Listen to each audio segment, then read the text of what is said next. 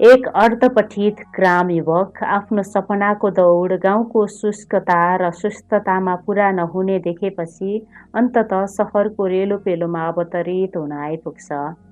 भर्खर थामिएको वर्षा पश्चात देखिएको स्निग्ध आकाशमन्तिर हिलै मैलो बाटो छ।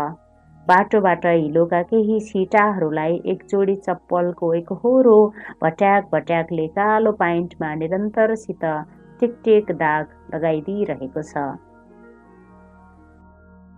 एकै दिनमा देखिएको दुई भिन्न परिदृश्य पार्थक्यलाई म मनमा पाइतलासँगै चलाइरहेको छु।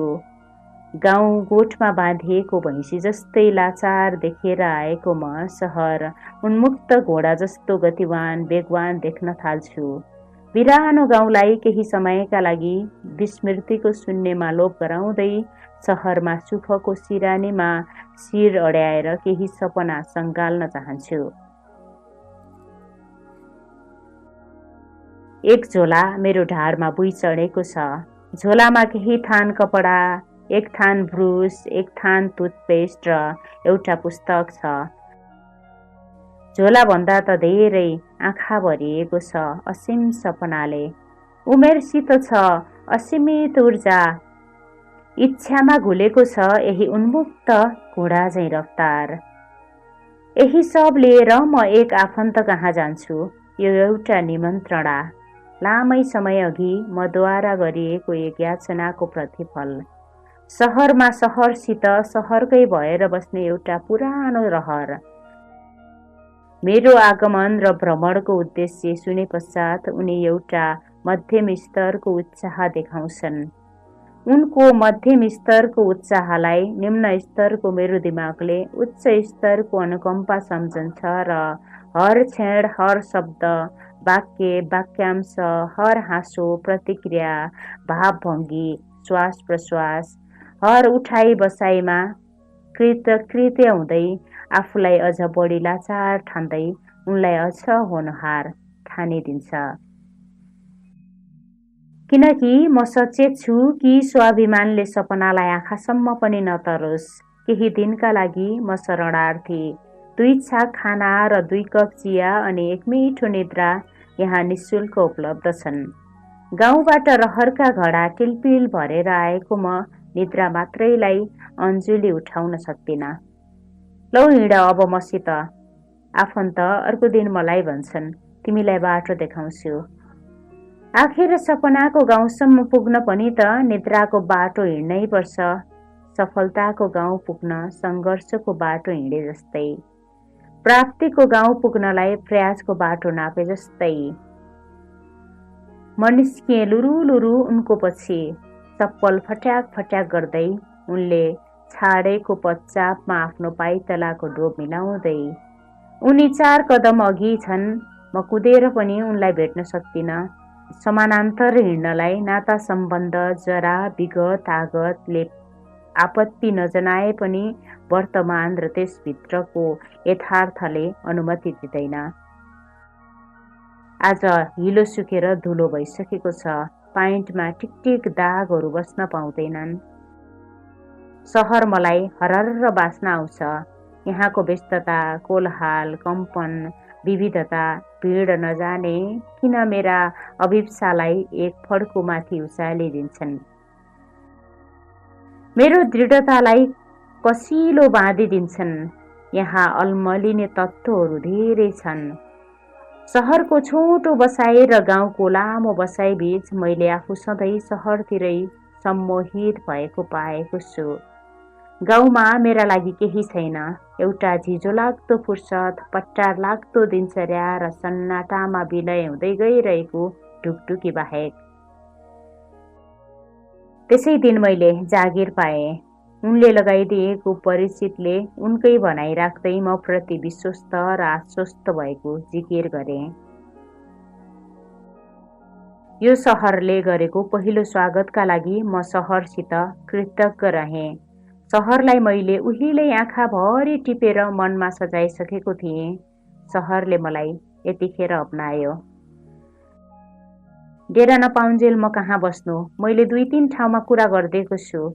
बेलुकी उनले मलाई भने, बडो विनीत र धन्य भावले मैले उनको निर्णयलाई शिरोधार्य गरे।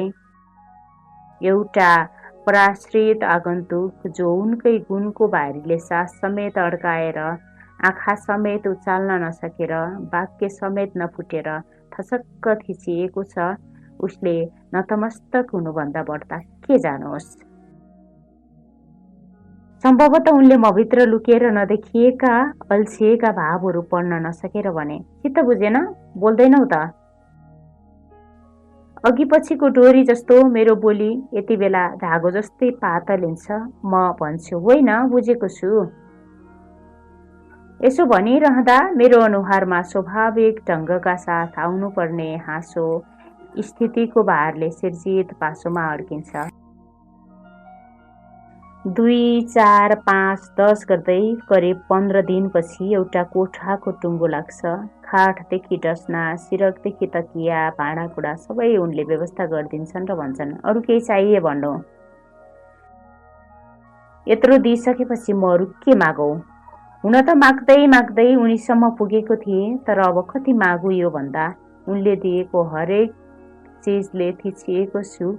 अझै कति थिच्यौँ? उनलाई कहिलेकाहीँ मेरो कोठामा आउन मन लाग्छ। मलाई बडो अप्ठ्यारो लाग्छ। उनको स्वागत पनि ठिकसित गर्न नसक्ने हुँ कि भन्ने लाग्छ। मेरो कोठामा आएको परिवर्तन देखेर मलाई सोध्छन्, ए सिलिन्डर पनि जोडेछौ त? म मुस्कुराउँदै कपाल कन्याउँछु र 1 कप चिया बनाएर खुवाउँछु। उनलाई पिलाएको त्यो 1 कप तातो चियाले मलाई शीतल बनाउँछ। अर्कोचोटि आउँछन्, कोठामा आँखा डुलाएर हेर्छन् र भन्छन्, ए सोफा पनि हालेछौ? म जवाफ दिन्छु, मान्छे आउँदा बस्ने ठाउँै भएन, अनि नास्ता चिया बनाएर खुवाउँछु, अलिकति तृप्ति मिल्छ। महिनौपछि उनी आउँछन् आफ्नी श्रीमती साथ। खाना खान मैले नै निम्तो गरेको डेरा फेरे एकपटक 2टा कोठा र भान्सा, एउटा आफ्नै बेडरुम, अर्को बैठक कोठा। उनीहरूलाई बैठक कोठामा बसाउँछु। भित्तामा LED को सेट छ। तिमीले प्रगति गरेको देखेर खुसी लाग्छ। उनी भन्छन्, म खुसी हुँदै भन्छु, हजुर भर्खर त बामे सर्दैछु। कहिले उनी मलाई आफ्नो अफिस बोलाउँछन् र कुनै क्याफेतिर लैजान्छन् अनि सुनाउँछन् आफ्नो घर व्यवहार आदिका कुराहरू, छोराको अटेरीपना, छोरीको जिद्दीपना, श्रीमतीको अल्छीपना। म सुनिदिन्छु हरेक कुरा रोचक कहानी झैं। उनीसितको सङ्गत भएदेखि म सुन्नमा पारङ्गित भएको छु। कहिलेकाहीँ म उनकै घर जान्छु। अस्तिको शनिबार जाँदा उनी बरन्डामा बसेर कञ्चडका सेता केसहरू बडो ध्यान दिएर उखेलिरहेका थिए। मलाई देख्ने बित्तिकै उनले कामलाई बन्द गरेर भित्रपट्टि लगेर बसाए। के छ गाउँतिरको खबर? सोधे। अब घडेरी किन्नु पर्यो एउटा। मैले गाउँतिरको खबर बताइसकेपछि उनले यो प्रस्ताव राखे। मैले किनेकोतिर किन्ने हो भने खोजिदिन्छु, अलिक महँगो चाहिँ छ। मैले खोजिदिनुस् न भनेपछि उनले यसो भने। अनि बिदावारी भइवरी निस्कने बेला उनैले अर्को प्रस्ताव राखे। अर्को शनिबार के छ? ट्राउट खान जाने हो ककनी? मैले आफूलाई फुर्सद भएको बताउँदै उनको प्रस्तावमाथि विमतिको लेशमात्र प्रभाव पार्न नदिइकन स्वीकारिदिएँ। उनको साथ पहिले जस्तो भारी लाग्न छोडिसकेको थियो। उनको अघिल्तिर पर्दा थिचिए जस्तो महसुस हुन छोडिसकेको थियो। सम्बन्धको अनुहार फेरिसकेको थियो। उनले मलाई बाँधेका गुण र सहायताका धागाहरू बिस्तारै मक्किँदै गइरहेका थिए र अर्को धागोले हामी बाँधिँदै थियौँ। आत्मीयता, समभावी र मैत्रिक भाव सहितको धागोले। नभए उही पुरानै भावसहित यो सम्बन्धलाई बोकेर हिँडाऊ या हुर्काऊ। यात्रा निकै कष्टकर हुँदो हो। उनले के सोच्दो हो म जान्दिनँ, तर कमसे कम म उनका सोचाइबाट केही सोच्न सक्थेँ। यही कि उनी आफैले जुन व्यवहार र अनुकम्पाले मलाई बाँधेका थिए त्यसबाट बिस्तारै मुक्त हुन चाहन्छन् र मुक्त गराउन चाहन्छन् मलाई। नभए सम्बन्धका अरू आयामहरू खोज्दै उनी मसित किन नजिकिन खोज्थे?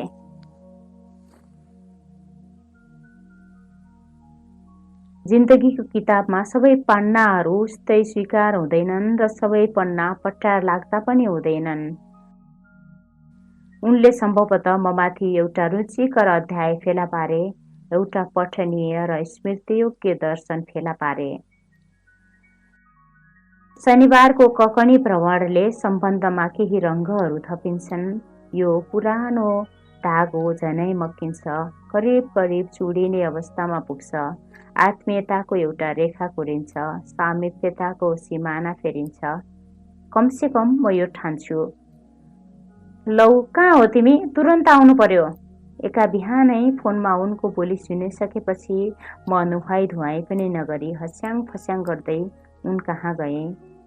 केही अनिष्ट र भवितव्यको दुःखद परिकल्पनाले आफलिँदै।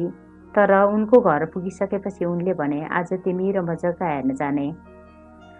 उनको आग्रहलाई टाल्ने कुरो थिएन। गएँ। करिब 45 मिनट मोटरसाइकल यात्रा गरे पश्चात पुगिएको ठाउँमा उनले जग्गा देखाइदिए। जग्गा राम्रो भए तापनि उनलाई पर्ने मूल्यका लागि म तयार थिएन।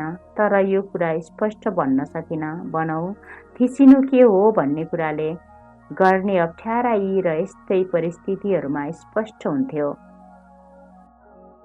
उनले मेरो दोधारे र स्पष्ट कुराहरूको अनुमान सम्भवतः गर्न सके होलान्, किनकि लगत्तै उनले यो पनि भने कि बैना दिएर केही महिनाका लागि कागज गर्न सकिन्छ। नपुगेको खण्डमा आफैले हालिदिने सम्मका कुरा पनि गरे।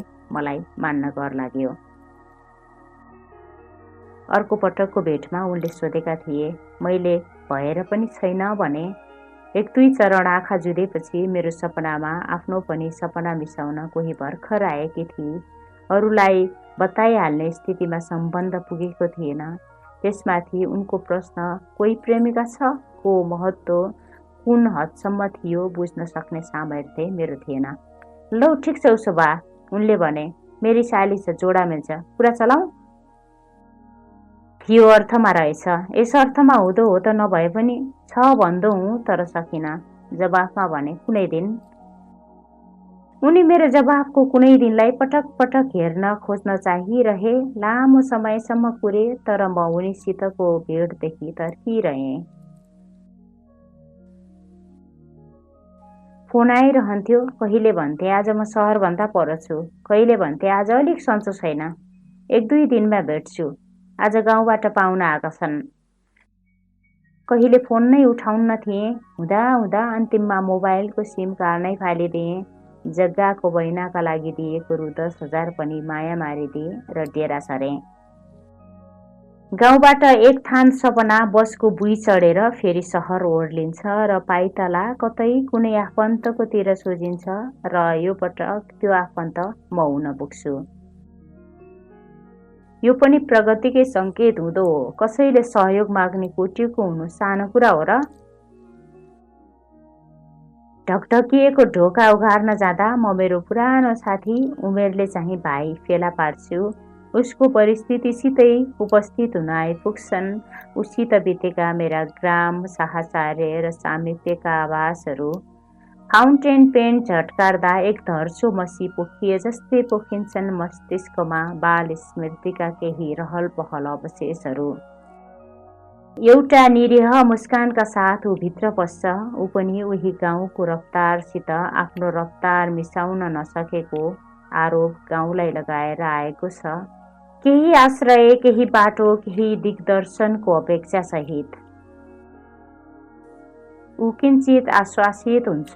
कमसे कम यो महसुस गर्छु, झोला बिसाए पनि आँखाबाट सङ्कोच बिसाउन सकेको छैन, उकाल्न सकेको छैन हृदयमा निर्धक्क हुनुको भाव।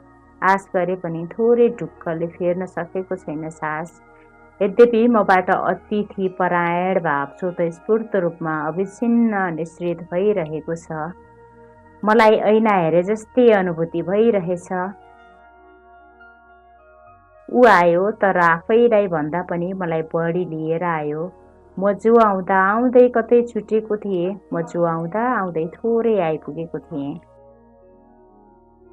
मैलो कमेज, जिङ्ग्रिङ्ग कपाल, क्रिजको मुखै नदेखेको प्यान्ट अनि ऊ आफ्नो गन्धमा सिङ्गो गाउँ बोकेर आएको छ।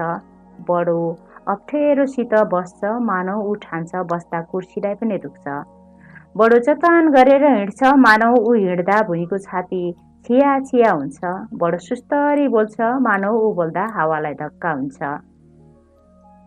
एक दुई दिन पर्ख है, उसको व्यक्तित्वमा लागेको सङ्कोचको कुहिरो फाटोस् भन्ने आश्रयले म झलमल्ल उज्यालिँदै बोल्छु, केही उपाय गर्छु।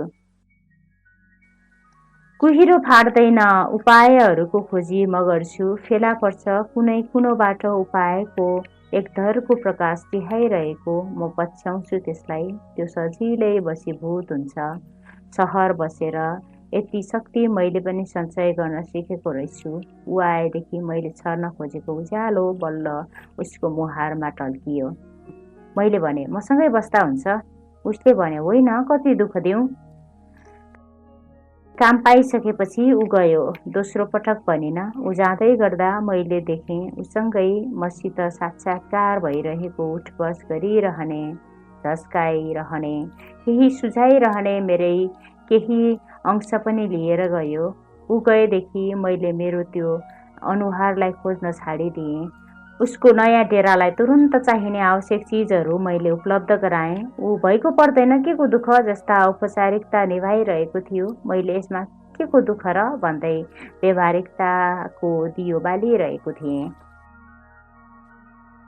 भेटहरू भइरहन्छन्। ऊ आउँछ भेट्न कहिलेकाहीँ, म पनि जान्छु उसले बचाएको ठाउँ हेर्न। उसको साक्षात्कार, आदर, आतिथ्य अनि धन्य हुनुको भावले ऊ मसित प्रस्तुत भइरहन्छ। लाग्छ यो सहरमा उसका लागि म भन्दा महत्त्वपूर्ण अर्थ केही छैन, कोही छैन। कोठामा दुध सकिएको छ भने हस्याङ फस्याङ गर्दै दौडिन्छ। यो किसिमको आदरले मलाई पनि उसले गलाएको छ। कहाँ छौ, आज आऊ न यहाँ। कहिलेकाहीँ फोन गरेर कोठामै बोलाउँछु उसलाई। ऊ 1 घन्टामै आइपुग्छ अनि म बोतल उघार्छु, तर ऊ उग्रिन सकेको छैन। मैले भने रातै म कहाँ बिताउँछ। एक दिन उसले पनि मलाई बोलायो पिउने उद्देश्यले। 25 थोक सितानका साथ। उसको आतिथ्य देखेर म त्रसित भएको थिएँ। मलाई रक्सी चढ्थ्यो, ऊ मलाई चढाउँथ्यो। म कति महान छु उसको मुखबाट सुनिसकेपछि गदगद हुन्छु। आफ्नो महानता मातेको शरीरसँगै घरमा ल्याउँछु र झन् फुलफुलाउँछु। मलाई उसित भेटिरहन मनपर्छ। नभए यहाँ यो स्वार्थी सहरमा मलाई महान कसले भन्छ। आफ्नो महानताको गुणगान सुन्न पाउँदा निद्रा मिठो लाग्छ। आफ्नो औचित्यको अन्तर्दर्शन हुन्छ। एक दिनको प्रशंसाले 10 दिन दौडाउँछ अनि फेरि रित्तिन्छु। एकपटक दशैँमा गाउँ जाँदा सँगसँगै गयौँ। ऊ मेरो गाउँको घरमा पनि आइरहन्थ्यो। ऊ गाउँमा समेत मसित गाउँकै पुरानो रूपमा फर्केर भेट्न सकेन। बरु हाम्रा साझा मित्रहरू भेट हुँदा अरूहरूबीच पुरानै जस्तो सम्बन्ध बिउजियो, तर उसितको पुरानो सम्बन्ध मरिसकेको थियो। उसले ती पुराना साथीहरूमाझ मेरो महानताको गुणगान गाइरह्यो। हाम्रो सम्बन्ध पनि सहर जस्तै भएको देखेर पुराना साथीहरू जिल्लिए। एकपटक नमज्जाले बिरामी परे। ज्वरो घट्नै मानेन। एन्टिबायोटिक्सको डोजले पनि छोएन। डाक्टरले अस्पताल भर्ना भएर सलाइनबाट एन्टिबायोटिक्स चढाउने बताए। मैले बिरामीको रुवाको रूपमा उसैलाई रोजेँ। ऊ मैले इच्छाए बमोजिम अस्पतालमा अफिस बिदा लिएर लुगेर बस्यो। मैले दुःख दिएँ है। यो पटक मैले औपचारिकता निभाएँ। के को दुःख र यति जाबोलाई। उसले व्यवहारिकताको दियो बाल्यो अनि एकपटक फेरि मेरो महानताको गुणगान गायो। मैले उसलाई गरेको सहयोग उल्लेख गर्न बिर्सेन। म अस्पतालको शैय्यामा समेत उल्लेख भइरहेँ। बाटोमा हिँड्दा हिँड्दै उसित जम्का भेट हुन्छ। ऊ एउटी केटीसित हुन्छ। छिनमै उसको अनुहारको रोगनले कोल्टे फेर्छ। उन्मुक्त हाँसो, किञ्चित लाज र निर्धक्कसित हिँडिरहेको ऊ मलाई देख्नासाथ सतर्क हुँदै बडो आदर गर्दै सम्हालिन्छ र ती युवतीलाई मेरो परिचय गराइदिन्छ। म कुरा राख्थे नि, उहाँ नै हो। युवतीले नमस्ते गरिन्। नजिकै कुनै क्याफेमा तिनैजना गयौँ। मेरै आग्रह थियो। यहाँ पनि सुरु भइहाल्यो। कोही अनजान र सुन्दर युवतीका अगाडि समेत यसरी प्रशंसित हुन पाउँदा मलाई कफीभन्दा पनि प्रशंसा रुचिकर लागिरह्यो। सधैँ दुईजनामा मात्र सीमित प्रशंसाले यो पटक अलिक फैलिन पाएको थियो। युवतीले हतार देखाएर मात्रै नभए अर्को चरणको कफी मगाउन खोज्दै थिए। म भेटहरू भइरहे। उसँगको सङ्गतमा म बोल्नमा पारङ्गत भएको छु। हरेक ससाना समस्या, प्रगति, उपलब्धि, हैरानी सब ऊ बडो रोचक मानेर सुनिदिन्छ। त्यसैले मलाई उत्प्रेरणा दिन्छ सुनाइरहने। सहरमा अनेक थरी सम्बन्धहरू हुन्छन्, कहिल्यै नजोडिने, चाँडै जोडिने, जोडिँदै तोडिँदै गर्ने, एकचोटि जोडिएपछि कहिल्यै नजोडिने, एकचोटि तोडिएपछि कहिल्यै नजोडिने। एक दिन राम्रैसित जोडिएको भन्ठानेको सम्बन्ध नमज्जाले तोडियो। सम्बन्ध प्रेमिकासितको यो चौथो कोटीको सम्बन्ध थियो। त्यस दिन रक्सी मात्रको साथ पर्याप्त हुँदैन भन्नेमा म ढुक्क थिएँ। उसलाई घरमै बोलाउने योजना बनाएँ। रक्सीको रमरम, उसका अघिल्तिर प्रेमिकाको धोकेबाज चरित्रको बयान, अनि ऊबाट सधैँ खाइपाइ आएको प्रशंसा र महानताका बाँडीहरू। यो हालतमा सबथोक मिसिएको पक्कै मलहमको काम गर्नेछ। यतिले रात घटिया नबित्ला। औसतभन्दा अलिकति कम बिते पनि चल्नेवाला थियो। ऊ आफू उपलब्ध हुन नसक्ने बताएर फोन राख्यो। प्रेमिकाले मुटुमा बनाइदिएको सुरुङ उसको इन्कारले अझै गहिरियो। कतै टाल्न चाहन्थे। एक्लै पिएर सुते। भोलिपल्ट उसलाई फोन गरे, किनकि पीडा भोलिपल्ट के महिनौलाई दिएर गएकी थिए। मेरो पौरस अहमलाई छेदविच्छेद तुल्याएर गएकी थिए। भोलिपल्ट पनि ऊ उपलब्ध हुन सकेन। विकल्पहरू नभएका होइनन्। अफिसका साथीहरू थिए, तर अफिसकै सहकर्मीसित परेको गुपचुप प्रेम उनीहरूका सामु ओकल्ने कुरा भएन। यता केही दिनदेखि उसको फोन अफ थियो। एक दिन उसकै डेरामा गएँ। ऊ डेरा सरिसकेको रहेछ। फोन गरे, अफ नै थियो। यताउता सम्पर्क सूत्र फेला पारेर खोजे पनि अफिसै फेरिसकेको थियो। उसलाई अब खोज्नको कुनै तुक थिएन, किनकि ऊ हराएको थिएन, भागेको थियो। स्मृतिको यानबाट चढेर आफ्नो विगतमा गएँ। घटनाहरूको तारतम्यता मिलाउन खोज्दा मेरो चेतनाको पातलो पर्दा हलुकोसित फरफरायो। एउटा सम्बन्ध जसको बोझ थाम्न नसकेर मैले जे गरेको थिएँ उसले पनि ऐजन गरेको देखियो। नदेखे पनि देखा सिकी झैँ देखिने गरी। महान हुनुको सुन्दरता पनि एउटा उचाइसम्म मात्र सुहाउँदो रहेछ। त्यो धेरै उच्च भयो भने लत्रिन्छ, भाँचिन्छ। चाहिने भन्दा बढी भयो भने खुकुलो र असुहाउँदिलो लुगा लगाए जस्तो अस्वाभाविक देखिन्छ। अत्यधिक आभूषणले असुहाउँदो र भद्दा देखिए झैँ देखिने रहेछ। कसैको पनि धेरै गुणले पोल्छ, विवश तुल्याउँछ, पिञ्जडाको सुगा बनाउँछ। यो निरङ्कुश शासक चाहिँ हुन्छ, जसका अगाडि पर्दा मात्र पनि हामी फत्रक्क हुन्छौँ। म उनको गुणको भार थेक्नै नसकेर, त्यसको ऋण तिर्नै नसकेर उनीबाट उम्केको थिएँ। आज ऊ मेरो गुणको भार थेक्न नसकेर, तिर्न नसकेर या नचाहेर हो कि मबाट भागेको थियो। थाहा छ दुखी हुनुको कुनै अर्थ छैन, तर जीवन यस्तै अर्थहीन कुराको उल्छनमै बढी अल्झिन्छ।